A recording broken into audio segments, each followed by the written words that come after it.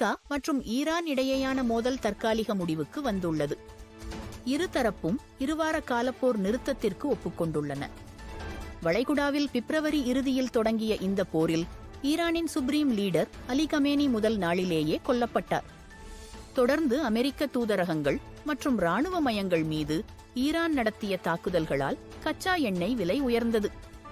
தற்போது போர் நிறுத்த அறிவிப்பை அதிபர் ட்ரம்ப் வெளியிட்டுள்ளார். இந்த அறிவிப்பால் ஈரானிய மக்கள் வீதிகளில் இறங்கி அமெரிக்கா மற்றும் இஸ்ரேலை தாங்கள் வீழ்த்திவிட்டதாக கூறி தேசிய கொடியுடன் விடிய விடிய கொண்டாட்டத்தில் ஈடுபட்டு வருகின்றனர். ஒரு மாத காலப்போரில் ஈரானில் 1900க்கும் மேற்பட்டோர் உயிரிழந்துள்ளனர் என்பது குறிப்பிடத்தக்கது. ஈரான் மற்றும் அமெரிக்கா இடையே ஏற்பட்டுள்ள 2 வார கால போர் நிறுத்த ஒப்பந்தத்தை ஈரான் தனது மாபெரும் வெற்றியாக அறிவித்துள்ளது. டொனால்டு ட்ரம்ப் முன்வைத்த போர் நிறுத்தத்திற்கு சம்மதம் தெரிவித்துள்ள நிலையில் ஈரானின் 10 அம்சத் திட்டத்தை அமெரிக்கா ஏற்றுக்கொண்டதாக ஈரான் உச்ச தேசிய பாதுகாப்பு கவுன்சில் தெரிவித்துள்ளது.